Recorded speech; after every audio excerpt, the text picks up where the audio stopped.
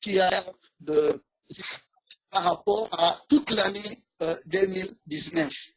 Alors, en Italie, surtout à la partie nord de l'Italie et les États-Unis, il y a eu une baisse d'environ 25 à 35%.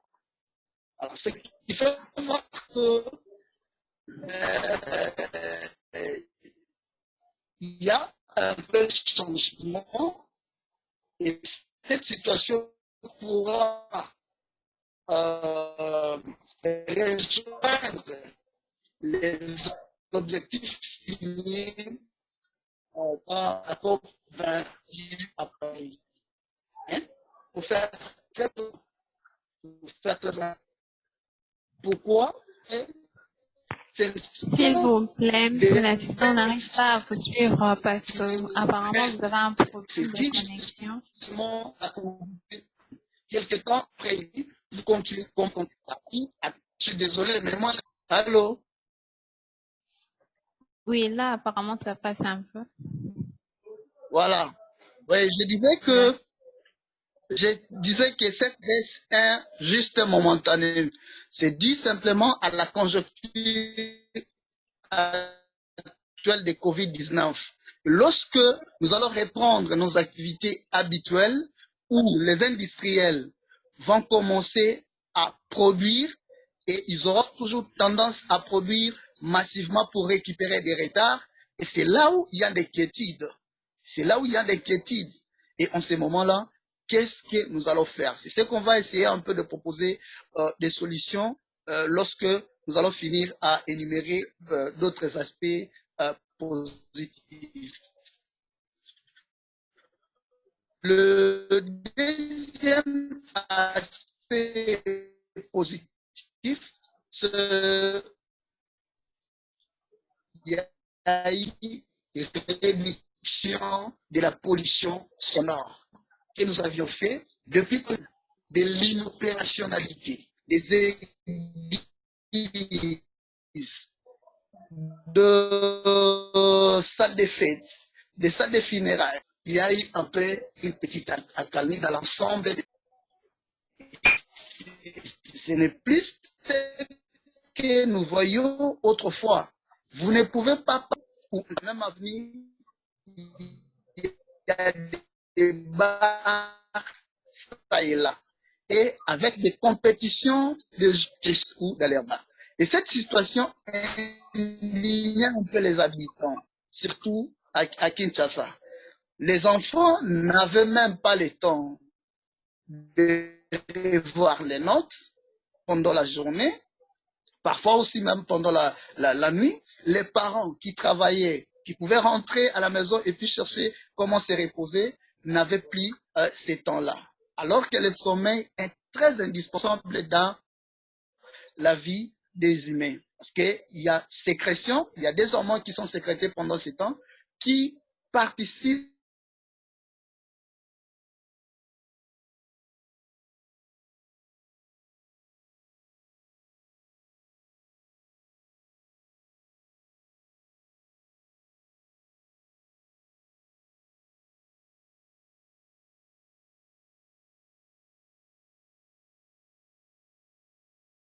nos autorités voient des tapages, les églises en tout moment.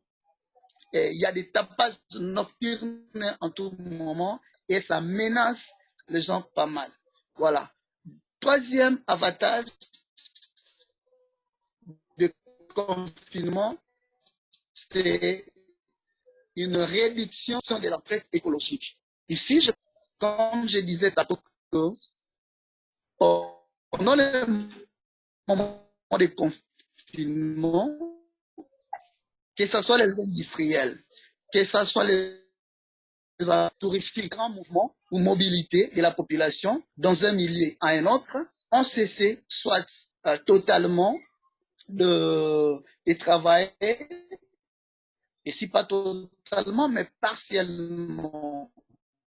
Mais cette situation, malgré qu'ils travaillent partiellement, ça constitue pour les écosystèmes qui étaient en tout moment soumis sous une pression très considérable. Nous pouvons donner par exemple les industriels qui exploitent les diamants. Pendant ce temps ici, il y a un pied repos. Mais lorsque on va donner le coup d'envoi de toutes les activités, ils vont commencer à exploiter, que ce soit la journée, voire même pendant la nuit, et nous tous, nous savons que les minéraux, alors, et cette façon d'exploiter avec envie de pouvoir récupérer les retards connus, ça va occasionner l'épuisement de certaines ressources qui ne sont pas renouvelables. Voilà. Le quatrième avantage des confinements, c'est ce que disait tantôt le collègue assistant Steve. C'est un constat que nous avons si vous arrivez actuellement à la Gombe, c'est réveillé, je peux dire tantôt que Gombe a maintenant peut avoir le statut de King Label. Et même présentement, le deuxième exemple, c'est ici à l'université de Kinshasa. Vous arrivez pendant ce temps, vous allez constater que même les sacs, même les plastiques qui se jetaient ça et là, que les étudiants déposaient d'une façon sauvage, il n'y en a plus. Il n'y en a plus depuis qu'on a entretenu les campus et qu'il n'y a pas la participation de l'homme pendant cet état ici. Il y a un peu du calme et vous voyez que non, ça fait beau vivre. Il n'y a plus de déchets qui peuvent avoir les étudiants pour les orienter, pour leur donner le partage des déchets, gestion de l'eau, rester écologique, qui l'environnement. Et ce qu'il faut faire maintenant,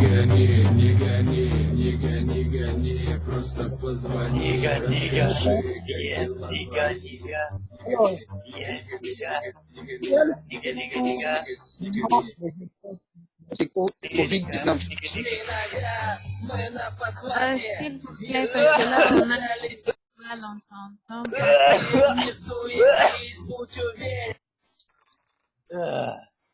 S'il vous plaît, s'il vous plaît.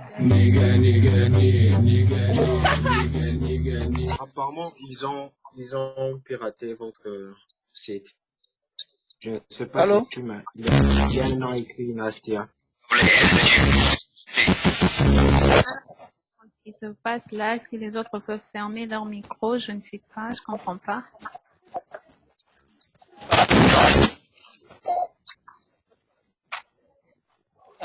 Allô? Est-ce que je peux continuer? Allez-y, monsieur l'assistant. Voilà.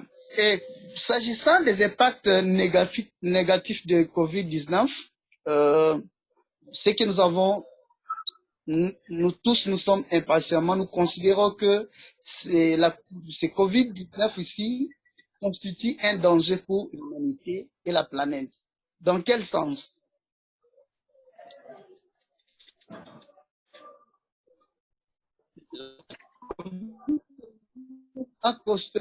C'est juste imposé par les autorités. Alors, et pendant ce temps, les industriels, surtout les pays les plus industrialisés, qui ne cessent pas de réclamer la chute économique. À tout moment, il ne faut que parler là-dessus.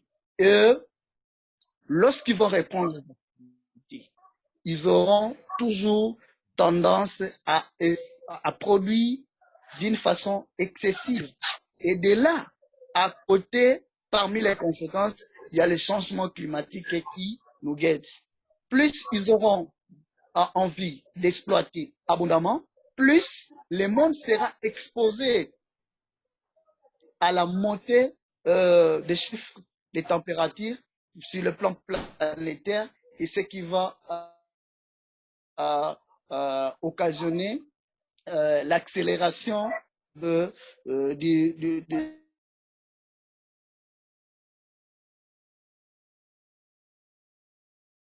changements climatiques. Ça, c'est un danger. Et c'est pendant ces temps, sur le plan économique, un plan d'investissement pour l'exploitation qui va considérer réellement le moment ici que chaque État puisse commencer déjà à travailler, l'a dit, au besoin à limiter ou à contraindre les exploitateurs. Parce que sinon, ils vont se jeter dans cette envie de pouvoir récupérer le retard et le monde sera exposé. Troisième, le deuxième impact négatif de Covid-19, c'est que dans le monde entier, il y avait des rendez-vous, des grands événements citoyens. Là, je fais allusion, par exemple, aux événements sportifs et qui font entrer beaucoup d'argent. Et je vois aussi les événements musicaux. Je vois également les rendez-vous des entreprises, des grandes entreprises, comme les rendez-vous des grands publics où dans les différentes nations, il y avait des rendez-vous et recto là. Maintenant, vu qu'il y a eu le confinement qui s'était imposé, et tous ces rendez-vous ont été reportés. Alors, d'après dit ici, il y aura confinement dans le monde entier. Il y aura d'abord reprise des mouvements. Les vols internationaux vont commencer à opérer. Et en ce moment-là, je ne pense pas qu'il y aura considération des enjeux environnementaux qui étaient déjà au rendez-vous. C'est ce que nous trouvons. Et si en ce moment-là, ils vont prendre tous ces enjeux environnementaux pour les mettre sous les tapis, nous allons tirer des conséquences. Parce que, je reviens toujours, le changement climatique est toujours à nos côtés. Donc, pour le moment, il est temps d'investir dans la transition. J'insiste, c'est le mot en créant des emplois. En créant des emplois verts avec le fonds vert qui va soutenir ces projets, ces emplois, pourvu que nous pouvons respecter au moins les normes environnementaux, surtout de lutter tous contre le changement climatique. Parce que lorsque nous allons prendre par exemple les sociétés qui sont les sociétés d'exploitation des forêts qui sont au Congo, on dit officiellement qu'ils sont moins de 25. Mais d'une façon officieuse, il y a une longue liste même de 100 et quelques. Malgré que les ONG militent pour essayer de trouver solution, la politique va toujours au-delà pour essayer d'anéantir les efforts d'ONG et d'environnementistes. Alors, nous devons pour faire des révoltes intellectuelles. C'est-à-dire quoi? Créer des projets et attrait à la défense de l'environnement. C'est ainsi que lorsque tous nous allons faire ce lobbying, ça peut avoir un écho et nous pourrions avoir de réponses favorables vis-à-vis de notre ennemi. Le troisième aspect négatif des Covid-19, c'est que, comme je disais, est un peu lié de ce que se parlait tantôt de l'économie, c'est ralentissement des activités qui a entraîné une baisse des productions ou de productivité agricole, que ce soit productivité industrielle, alors que l'ensemble de la population n'a pas freiné leurs besoins qui se présentent et la demande est maintenant déséquilibrée. Et en ce moment, ça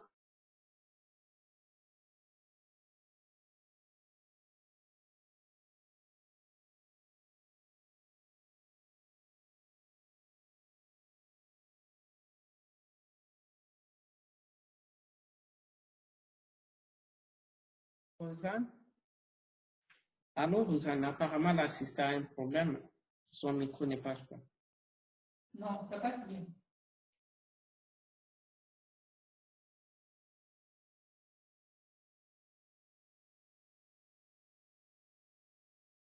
donne quand même des résultats favorables vis-à-vis de cette situation de pandémie de Covid-19. Par exemple, on peut prendre l'exemple de la recette grand-mère, ce que nous appelons autrement amérothérapie. Et c'est une pratique qui consiste seulement à prendre les différentes feuilles des arbres qui ont des potentialités de pouvoir ou des principes actifs qui peuvent guérir plusieurs maladies. Et vous les prenez, vous mettez dans les marmites, et lorsque ça va chauffer à une très forte température, vous allez maintenant vous couvrir avec une linge et qui ne va pas permettre à ce que la vapeur là qui est chauffée puisse sortir de dehors.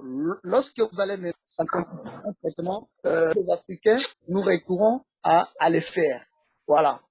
Et est-ce que y a-t-il moyen de proposer aussi des lois qui peuvent occasionner le financement de la recherche dans notre pays?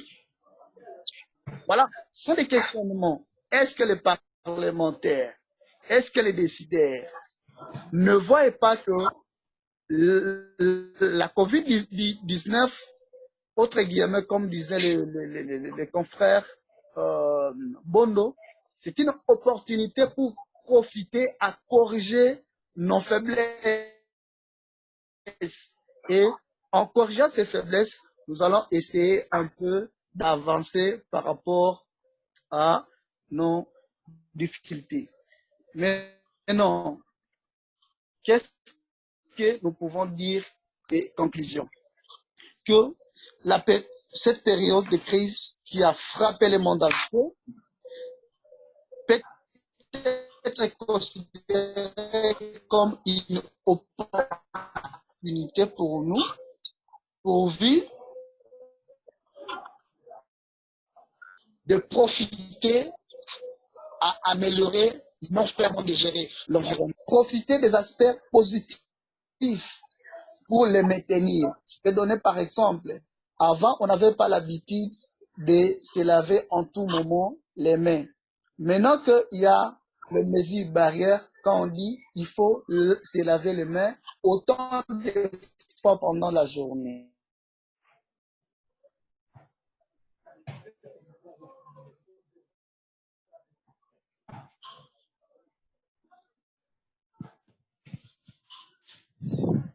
Bien, Maurice, s'il est là. Parce qu'apparemment, l'assistant a un problème de connexion là. Je me demande si Maurice est là et vu le temps qui passe.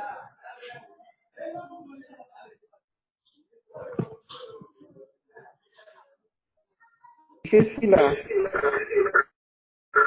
d'accord. Apparemment, l'assistant a un petit problème et vu le temps, je pense que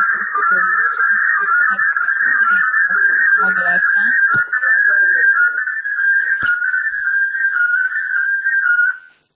Allô?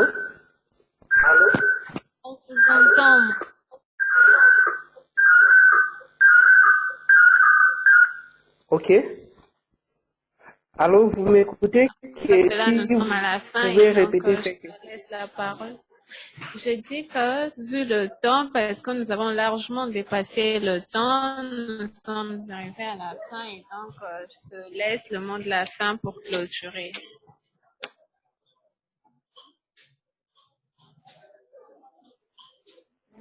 OK, participation. Et c'est pour nous une occasion pour vous informer que notre programme Éco-débat va continuer avec d'autres sujets. Pour le moment, nous remercions toutes personnes qui ont fait que nous soyons en ligne aujourd'hui pour parler de l'environnement. Nous remercions tout d'abord Madame Berka, le ministre de l'Environnement de l'Université de Kinshasa. C'est grâce à elle que nous avons pu organiser notre activité. Et aussi à nos partenaires, tout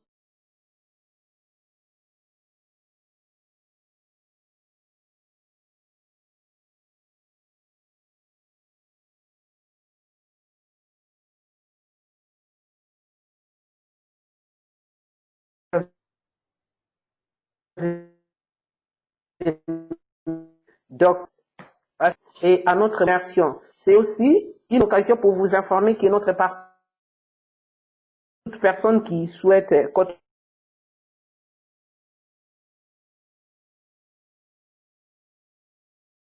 vous inviter très prochainement à une activité aux autorités. Nous devons faire un grand lobbying, un grand mouvement sur terrain pour leur demander pendant la relance économique, il faut associer cette relance économique avec la protection de l'environnement. Je dis et je vous remercie.